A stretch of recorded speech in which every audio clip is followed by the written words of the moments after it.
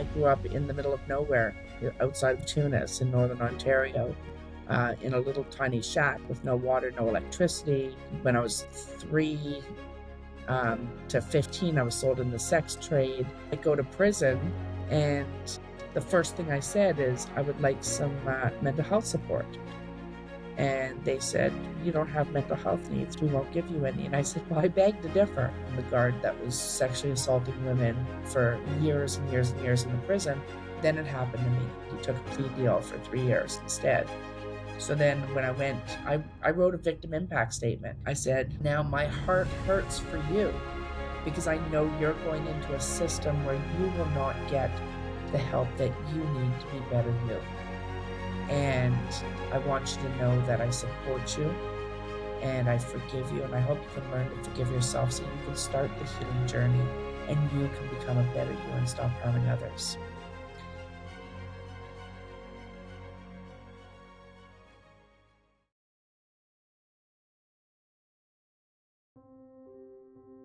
I grew up in the middle of nowhere, outside of Tunis in northern Ontario, in a little tiny shack with no water, no electricity. My brother, my father, my mother, and my father was very abusive in every way. Sexually assaulted me from a very young age. When I was 3 to 15, I was sold in the sex trade. When I was 8, my mother came in one morning and said, your father shot himself, get ready for school. My brother and I went to school, and Children's Aid Society picked us up after school and took us into foster care. My father didn't die, and for 2 years we bounced around 7 different homes, and then we were given back to my father. He was married now and had 2 other she had two children, and so the abuse continued, you know. And so I tried to reach out to several people, I reached out to this therapist I was seeing, and I said, my dad's sexually abusing me and stuff, and nothing happened. I told the minister and his wife where I was going to church, and they said, well, pray for him, it'll get better. Nothing happened. I told my stepmother at the time, she said, you're just trying to destroy my family. And then finally, when I was 15, I reached out to my guidance counselor and vice principal, Mr. Allen, and he saved my life, and he notified the police and Children's Aid. I was back in foster care. They shipped me off to Sudbury Algoma Sanatorium 3 different times, shipped me off to Minneapolis even, to the Fairview Deaconess program, because they had no foster homes to put me in.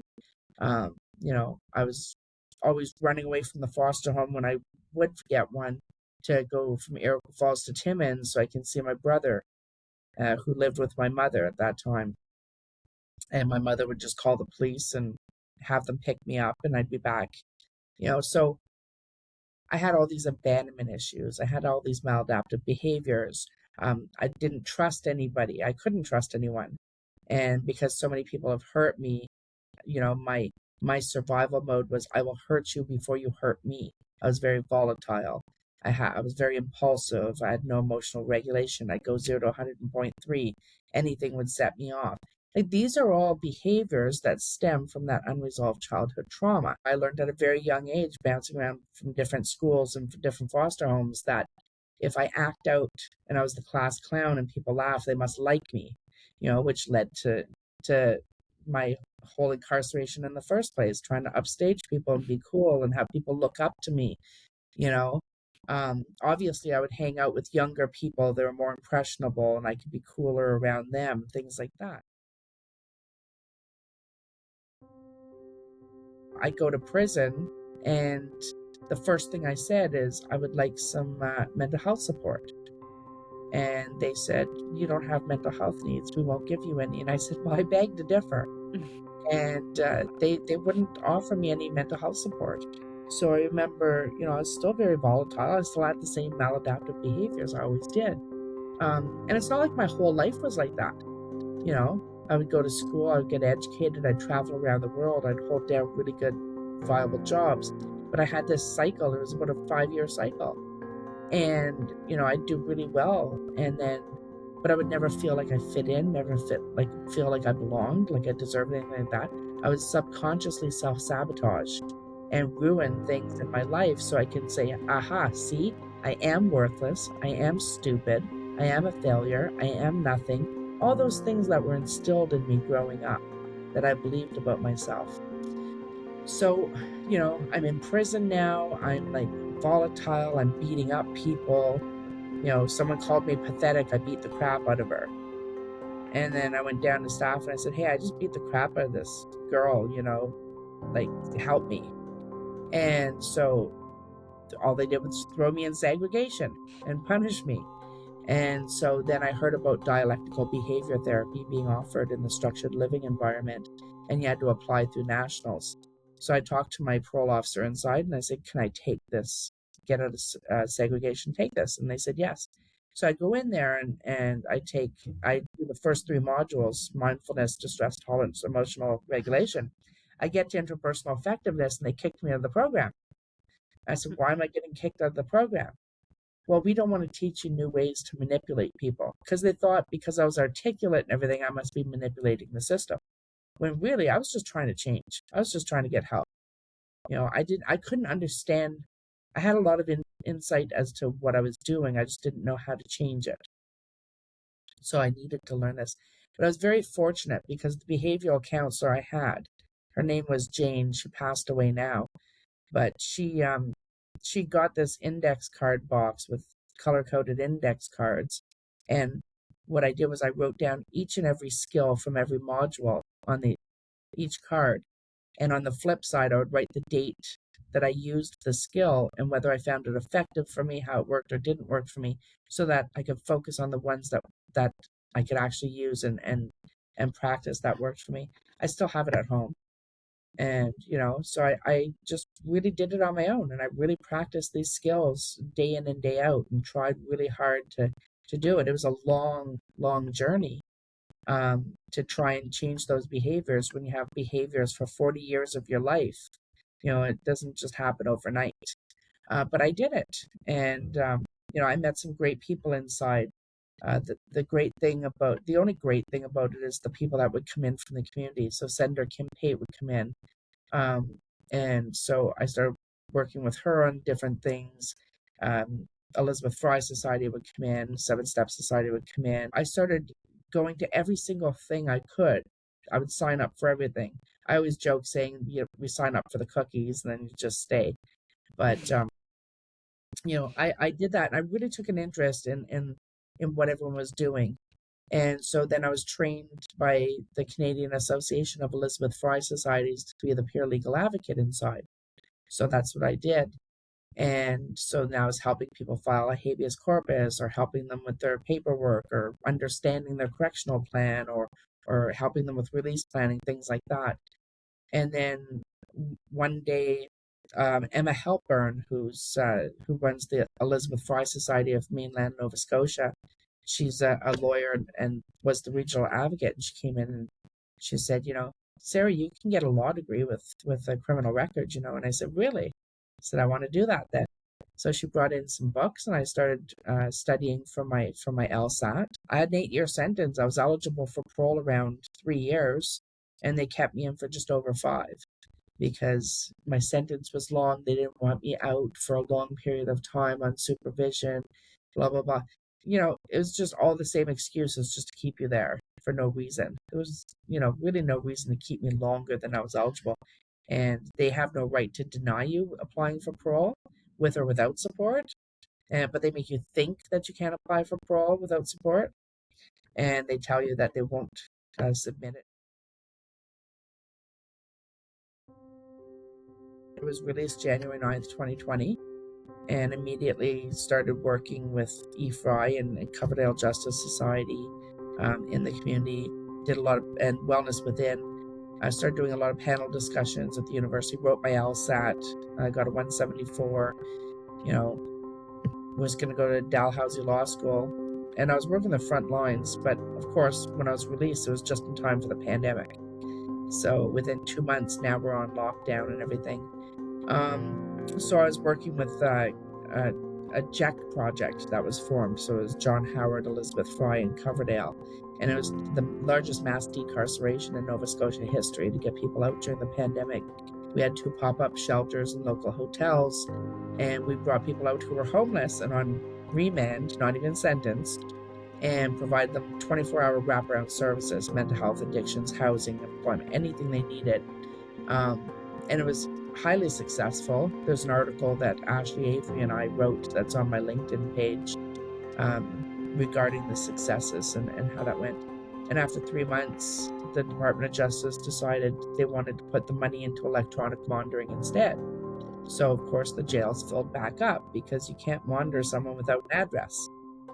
So that's where this, Ashley Avery and I, when I got the job at Northpine, she was my first investment at Coverdale, is because it was that breaking that homelessness jail cycle. So we, partnered up. I actually funded Coverdale Justice Society, but also 5 organizations around them that would share in those learnings and work together. So it's about building community, breaking down those silos, which is very common in nonprofit world, and getting everyone to collaborate and work together to build a big system and learnings and share those learnings. So Affordable Housing Association of Nova Scotia bought the building, 15-bed house. And so they gave a 99-year master lease to Coverdale. So now they're the ones responsible for collecting the rent from the clients and the building maintenance and stuff. So Coverdale can just do what they're good at and provide services. North End Community Health Center for their mobile outreach street health provided the occupational therapist, nurse practitioner, prescribing physician. They took a housing first, harm reduction approach.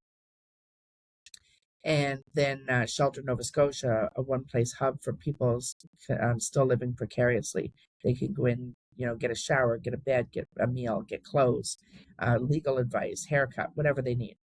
And then Dr. L. Jones with her prison education program, and Stepping Stone, who focuses on sex trade workers and people victims of sex trafficking. So they got a down payment for a house to provide, programming and a 4-bed house. So all of these things working together, and it transformed this community in Halifax. And, the successes there are so great that within 7 months, Department of Community Services said, we will provide permanent core operational funding for this because it's a solution to our problems. And now they have two other houses, one for youth and 2 for women, gender diverse. And so, I mean, these are the kind of things that we were able to do. Yeah. And then, I gave up my law degree for this job at Northpine because I found I could have more impact doing this work. I was the first impact director hired for this portfolio, as they're a new foundation, founded in 2020. I always say, I just go around Canada giving away money. That belongs to someone else. But no, what I do is I focus on, nonprofits, charities, for-profits, anybody who helps people reintegrate back into society from prisons. And that could be anything from, bail houses with full wraparound supports, mental health addictions, OTs, NPs, physicians, mental health addiction, like everything. We fund a treatment center in Maberly, Ontario for pre-sentence men out of Ottawa and surrounding area. Skills trades training. So one of the most recent skills trades college in Toronto that has 8 campuses, and it'll be free tuitions. It's a private college for anyone formerly incarcerated who wants to get their pre-apprenticeship program. And oh geez, I've got like 44 investments right now. So there's so many. Prison education programs with Dr. L. Jones. She does a prison education program, all ad hoc. Also Vancouver Island University's Inside Out program, where they match someone who's incarcerated with a university student, and they do a course together, and then they have alumni and they work on different projects and try and make systemic change. Path Legal, a law firm that stemmed from actually a case from when I was in prison, where it was, I was sexually assaulted by a guard in prison, and it was happening for years. And because of that, this whole idea of this human-centric approach to law, where we have a for-profit and marriage with a non-profit, and they work together to bring civil litigation and also systemic change through Supreme Courts, and provide free legal services for human rights, prison law, things like that for anyone incarcerated or formerly. Um, yeah, it's just there's so many that I do. Tech training, cybersecurity training, um, you know, housing, so bail housing for people who are sitting on remand because they're homeless. So over 70% of people sitting in provincial jails are sitting there not because they're convicted of a crime, but because they have no address to be released to on bail. And so there's this overcrowding of people who aren't even convicted of a crime. So this allows them to be out in the community doing programming and dealing with these unresolved issues of trauma and maladaptive behaviors that stem from these, and getting back on their feet and reintegrating and being successful. I can run down like on my latest impact report that I just presented to Doug Ford and the Ontario government. Over the first 4 years, we served 7,577 formerly incarcerated individuals. And out of that, we reduced homelessness by 86%. We lowered recidivism to 4.7% across the board for those individuals. We saved taxpayers over $1.13 billion of incarceration fees per year, over $68 million a year in hospital stays, over $43 million in emergency responses a year. 62% of people taken off of social assistance. Median income for a formerly incarcerated person 14 years post-incarceration is only $14,000. We've raised that to between $37,000 and $58,000 for these individuals. Wow. All these stats that I can give 72% of people in educational programs to increase their education levels. So these are all things that, I make these investments, and I have a set of metrics that I want to see so that I can put these impact reports together and say, like, we're proving out these better solutions that are building safer communities and, creating taxpayers and citizens who are now contributing to society as opposed to being, a burden on society, as they say, or draining the systems.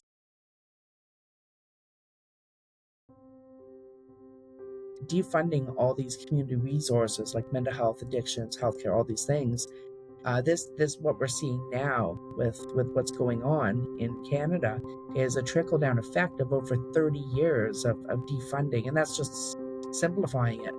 But we can't just blame like the current government or whoever you're going to be mad at the second, because this has been going on for decades, and this is the result we're seeing from what's happened. When you talk about violence in prisons and things like that, well, when you take away things like when the Harper government took away, skills trades training and stuff in prisons, well, if you go and take a population of people and you stick them in a cage with nothing to do, of course they're going to get violent. Of course they're going to get bored.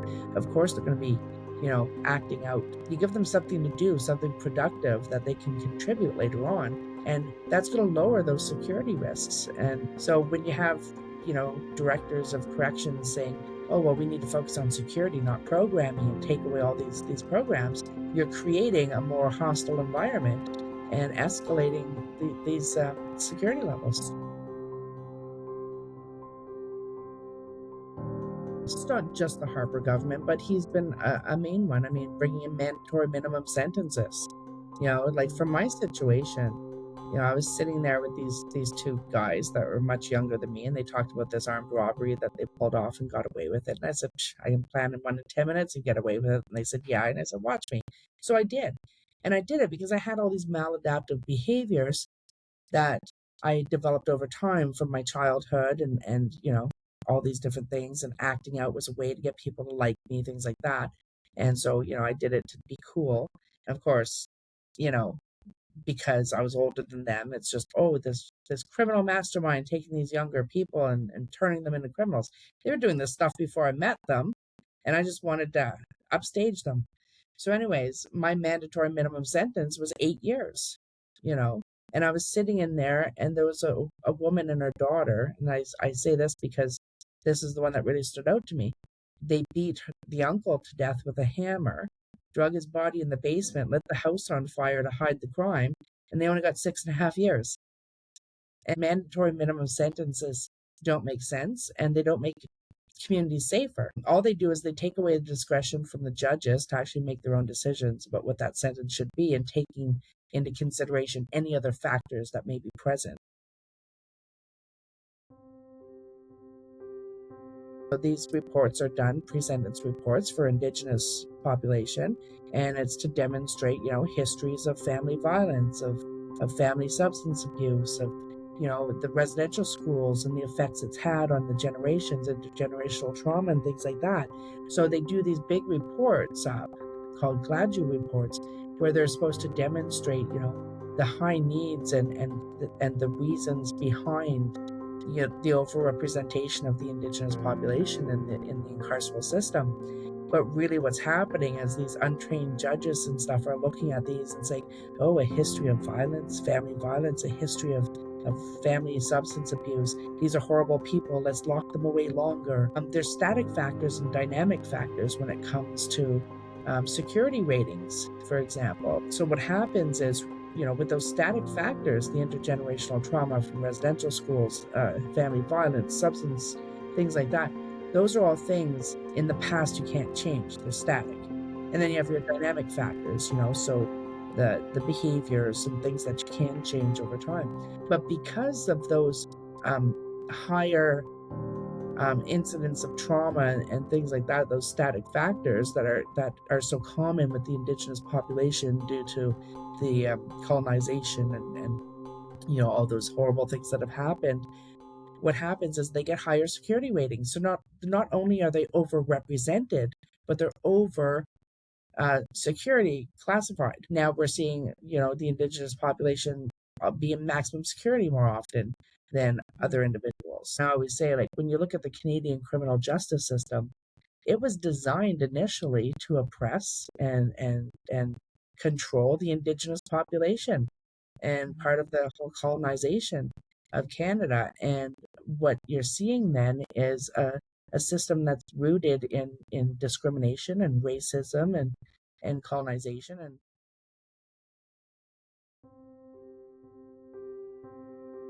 people want to change the system, and I always describe it like this. It's like a house. You have a house with a rotten foundation. It doesn't matter how many times you paint it, redo the roof, or put new shingles or windows in it, it's still going to be a rotten foundation. It's still going to be a rotten house. This entire system needs to be completely deconstructed and rebuilt. Mandatory minimum sentences, you get people in there longer. And an example of that would be, domestic violence, let's say. And it doesn't mean I condone domestic violence. And, you're going to probably get a lot of people outraged about the examples I give. But I'm just giving these as examples of the realities of what goes on. So if you have somebody who's beat his wife, let's say, and he gets locked away in prison. So all that happens is he sits there and he stews, and now he's getting angrier and angrier and angrier at his wife for putting him in prison, even though it was his own actions. And so when he gets out, he's going to be more violent, he's going to be more angry. And this is why gender-based violence and people are getting murdered so often is so high, because what are we doing? We're locking them away with no supports to actually get to the root causes of what caused that in the first place. When I was first released, January 2020, I was doing a volunteer placement at Nova Scotia Legal Aid Youth. And my purpose was, there was a moratorium that was put into place 20-some years ago at that time that prevented youth from accessing diversion court for domestic violence. And so I thought, well, that's really the stupidest thing I ever heard, because we're taking these kids who might have their first relationship, they're in their teens, they get their first girlfriend or first boyfriend, and they have this breakup. They don't have any idea of what's going on. They have no emotional regulation, no skills to deal with the stress and things like these situations. So they might grab the person's arm and like, no, don't leave me, or like go to their house and follow them around. So now they're being criminalized, called, violent perpetrators or stalkers and things like that. And it's like, why aren't we teaching these children, these youth, dialectical behavior therapy in schools? Why isn't this part of school curriculum, where we can actually teach these kids, about mindfulness, distress tolerance, emotion regulation, and interpersonal effectiveness, teach them the skills and the tools that they need to handle these situations when life hits them in the face. And if you look at even, the way the school system is now, the way, this is the Gen X is the first generation that underperformed the previous generation, and their IQs are lower. Because they're not learning those cognitive skills in school anymore. They're not learning them at home. There's no cognitive skills being built. So why aren't we teaching kids before life hits them in the face? Same as when you have a perpetrator of violence or any kind of perpetrator. You have someone with addictions. They're not committing crimes because they want to go out and have fun and commit crimes. They're trying to support their coping mechanisms, which is the substances, so that they can mask and numb the pain of the traumas that they went through, that, they had no form of supports to cope with because of all the cutting funds to mental health supports and things like that. And I was in prison with somebody who was in there for a 3-year sentence for 87 thefts. Not a violent offender, someone with an addiction problem who was stealing to feed her habit. Are these people that really need to be in prison, or they need to be out in society where they're getting the help that they need in a treatment facility and with, intense trauma therapy, things like that? I'm funding these different solutions. I'm showing that there's better resources. I know society is programmed to believe that if people are locked away for a long time, they're safer. If we have more prisons and bigger prisons, people are safer. And that's not the reality of it. And I remember John Howard Victoria.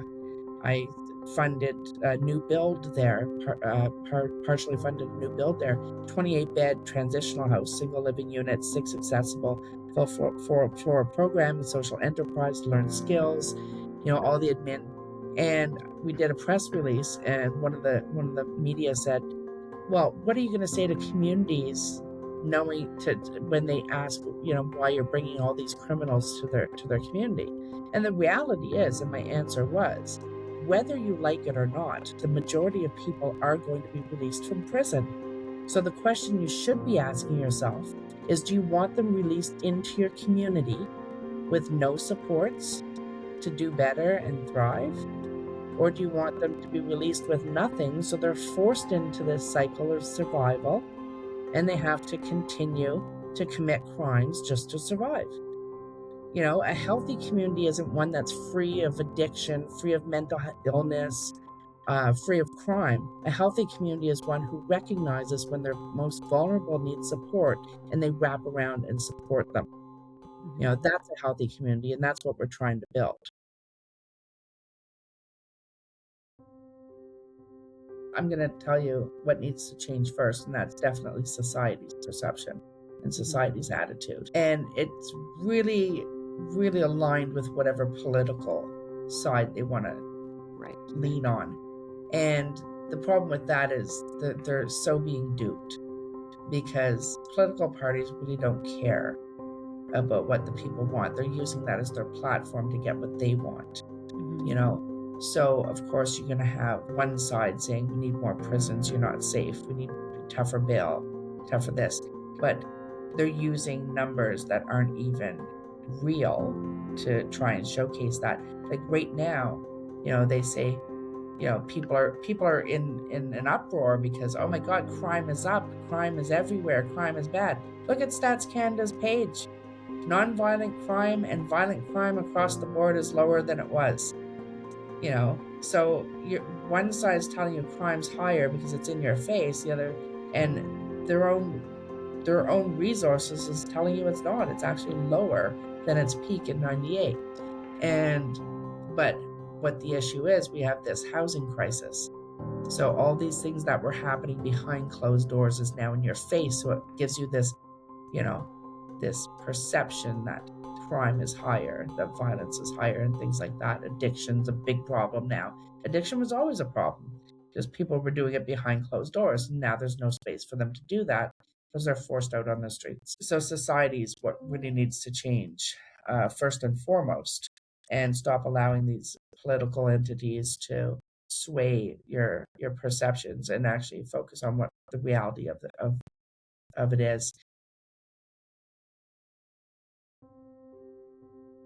Society, it's like, oh, we need to bring back the death penalty, we need to lock these people away forever, blah blah blah, we need to poke them with a stick. And the thing is, the majority of people, there's very few people in the prison system that are actually truly evil. They talk about the Bernardos, the Cliftons, things like that. There are a few people like that that are actually purely evil. The rest are victims. And I'll tell you, they're victims because over 83% of women who are incarcerated are victims of some form of sexual abuse or violence in their lives, that has gone unresolved. Whose failure is that? Society's failure. It's society's failure. We didn't help these people when they needed help. We didn't help our most vulnerable. So instead, we're going to allow them to suffer and, be forced to survive in ways that they would never even fathom for themselves. And we're locking them into a system where, for example, I was in and I was raped by a guard who was raping women for about 7 years. And I put a stop to it. He went to prison. And people think, oh, well, they deserve what they get. Don't do the crime then if you can't do the time. I'm sick and tired of hearing that, because I can tell you there's not one person, I can guarantee you there's not a single person in Canada that has never broken the law. I can tell you that right now. It's just some of us get caught and some of us don't. Mm-hmm. So don't be throwing your stones at the glass house, okay? Because you're no better. It's just a fine line between who goes and who doesn't. So get off your high horse. And just because someone had a privileged life and didn't experience all these traumas that someone else did, doesn't mean that they're more deserving of more horrific things. Prison is not a place that reforms people. It's not a place that rehabilitates people. And it's not a place that supports people. It's a place that harms people. When you look at statistics, like 83% of women are victims of some form of sexual violence or abuse in their lives. What's the very first thing that happens when someone walks through the door of a prison? They get strip searched. It's non-consensual. That is a form of sexual violence. That is re-traumatizing. How are we allowing this entity to sexually assault people as they enter? Same as men. It's just not as out in the open. It's not as much self-reported as the women. High numbers of sexual violence, mental illness. The overwhelming number of people in prisons who are, undiagnosed on the spectrum, and so all these things. One of the victims of this guard, Brian Wilson, that was sexually assaulting the women, she was in her late 50s and she had the cognitive abilities of a 7-year-old. She was very vulnerable, very childlike. Are you telling me that this person deserves the stuff that she got and deserved to be in prison because she was so damaged and so harmed prior to going to prison that she behaved like a 7-year-old and had the abilities and capabilities of a 7-year-old? Is that what somebody deserves? Like, why is it they play those commercials where they blast the Sarah McLachlan music in the background and they show all these sad dogs in cages and stuff, and everyone pulls out their wallets and wants to donate for these poor suffering animals, but yet you can throw humans in a cage that are being abused and mistreated, and all you want to do is get out your pitchforks and start stabbing at them because they deserve it? Like, where's the humanity? Where's the empathy?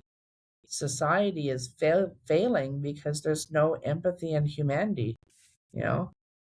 And that is because we have this government system that brainwashes people into thinking that this is needed, you're not safe, and they instill fear.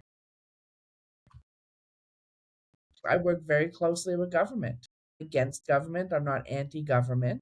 There's a lot of good people in government, but we have to see it like it is. They have one goal and one goal alone: sway people to their side so that they can be elected. Institutionalization is a real thing.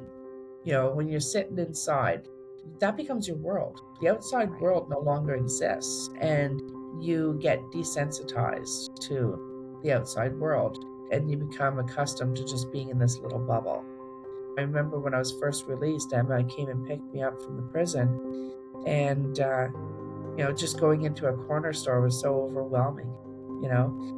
And now it's like I have a difficult time being in a room where there's a few people talking in the background. It's really overwhelming, and I get high anxiety, so I have to use my grounding techniques a lot in those situations. Those sensory overloads, stuff like that. Like the effects that it has is a lot of people that have been in for a long time, they come out and it's so overwhelming, they do something just to go back in, just to get away from the world that they no longer know or feel comfortable in. I really want society to understand um, a lot of what goes on, and the realities of how harmful prisons are and stuff.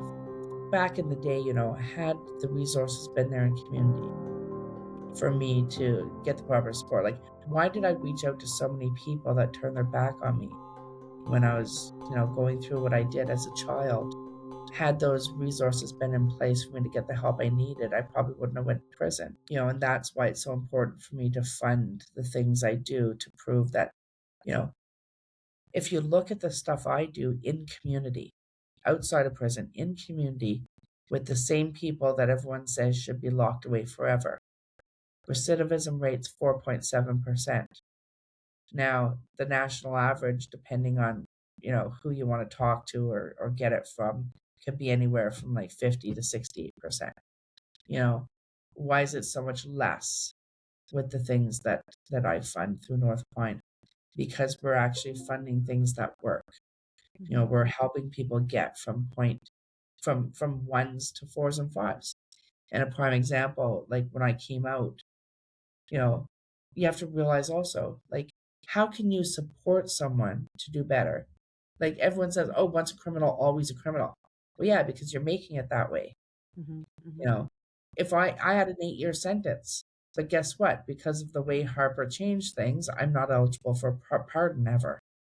So I have a criminal record for the rest of my life. So really, I got a life sentence because now that criminal record prevents me from doing a lot of things, getting certain jobs, getting certain housing, getting so many different things, traveling places, whatever. And so here we are as a society saying, these people need to go do their time, get punished, but yet we're not going to let them out and do something good. Or people say, well, they just get a job then. Okay, are you going to hire them? And people say, well, no, I wouldn't hire them. Oh, so how are they going to get a job then? We need to break down those barriers. I started funding for-profits, charities that were working to get people from those acute high needs places to where they could be employable. But then I realized, hey, I need to be funding some for-profits that are actually can become second chance hirers, so that it's great to get people from point A to point B, but we need to have somebody take them on from there and give them that chance to thrive. You can't go and say that you expect these people to go to prison and come out and get on with their lives and do better for themselves, and then prevent them from doing that and then blame them for it. Mm-hmm. When I came out, my credit score was probably 200 at best. I had stuff in the credit bureau because when you go to prison, they don't let you out to go deal with all your Yeah. finances and stuff. So all these things in the credit bureau. I got out. The first thing I did within a month of being out is I got a secured credit card from Capital One just so I could start rebuilding my credit. I was on parole for just over 3 years when I got out. My warrant expiry date, which is the end of my sentence, was February 4th of 2023. Well, from January 9th till February 3rd of 2023, I rebuilt my credit, saved up, put a down payment, and bought a house. Closing date on my house was the day before my sentence ended. Why did I do that? Because I wanted to prove to people that despite all the barriers and stigma out there, you can accomplish it with the right supports. Could I have done that had I not had the right supports in place? Probably not. Who knows? I probably could have went back to prison. I don't know. Because I was fortunate enough to build those relationships. And it wasn't through family. It wasn't through, friends. It was through the people I met that came into the prisons, the people that were kind enough to come in and support those in there. The people that support the most vulnerable are the ones that are the heroes. They're the ones that see that, with the proper support and resources and things in place, people can become better versions of themselves.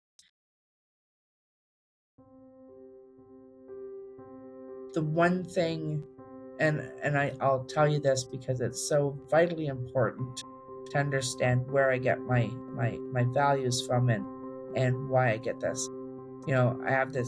I align with Northpine so well because they have a core value of kindness, and I truly believe in that myself. And so Brian Wilson, the guard that was sexually assaulting women for years and years and years in the prison, while, keep in mind, the prison would get reports, hide them, and even before it happened to me, I found out it was happening to that very vulnerable woman I talked about. I went to the warden at the time and I said, here's evidence, here's dates and times, here's proof this man's sexually assaulting this woman. And I was told, Sara, you know what our staffing issue is like right now. I'd prefer not to investigate this, but rather confront him on the fact that if someone chooses to blackmail him with this information, it could cost him his career, and hopefully that will stop the behavior. And I was appalled. Then it happened to me. So in my mind, I had to collect serious, hardcore evidence. I needed to get proof that this was happening. So, of course, I was stuck in this cycle of being abused. All this PTSD came back, things like that. I was a total wreck. I was really set back a lot from the progress I had made. But in my mind, if I didn't get the proof I needed, he would just continue to do this. I was actually able to finally get it. And so he goes, and of course, his wife was also a guard there. And they were both in the media, and she's in there. Oh, Google search these women. They're all just liars. They're pieces of crap. They're worthless, blah, blah, blah. And unfortunately, she became a victim of his. And so she showed up with evidence and stuff that he was actually doing these things. So anyways, he pleads not guilty, and Northpine, I said, we need to support these women. So we gave $10,000 to Elizabeth Fry Society to provide hotel rooms and one-on-one mental health supports to each and every victim going to court. There was about a dozen victims. And as soon as everyone showed up after jury selection, he took a plea deal for 3 years instead. So then when I went, I wrote a victim impact statement. And I was the only one. I went to court for his sentencing and I read it. And what's important to know is what I said. I said, these are all the ways that your actions harmed me. It triggered my existing PTSD from my past traumas with my father and the other men and stuff. I said, but now my heart hurts for you because I know you're going into a system where you will not get the help that you need to be better you. And I want you to know that I support you. And I forgive you, and I hope you can learn to forgive yourself so you can start the healing journey and you can become a better you and stop harming others. And he broke down crying and he told the judge, I can't believe she would say such nice things to me after I've harmed her so much. And so then I applied to have the publication ban lifted as it pertained to me so I could freely tell my story. And Thomas Cater, the Crown Attorney, helped me with that. I remember he called me and he said, we won it in the Supreme Court, but furthermore, it set a precedence, and now it's being written into law for victims moving forward that they can have it removed without going through this big tedious process. He said, but the most important thing I'm going to tell you, victims don't ever get to hear this, is that I called Brian Wilson in Spring Hill, because that's where he was incarcerated. And he said, I told him he had a right to be at the hearing and he'd get out of jail for a day, get a free meal, all this stuff. And his response was, I can't. I have programming that day and I think it's working. And after what Sara said, I truly believe that it, you know, I can change and it'll be better. For me, showing that kindness during his sentencing, that was so important because I remember even when I was incarcerated and stuff, my brother turned his back on me, wanted nothing to do with me. I'm removing everything negative from my life. Every single person just turns their back on you. Even through my childhood, everyone turned their back on me when I was going through the things I was going through. And it wasn't until people started believing in me and supporting me, even though I didn't believe in myself, even though I couldn't find that in myself, it took years of people, not turning their back on me for me to be able to say, wow, like someone actually does care. I am worth something, to be able to start changing. I think it's really important showing kindness, especially to those that harm you, could be that turning point. Society needs to learn how to be better and get back to humanity.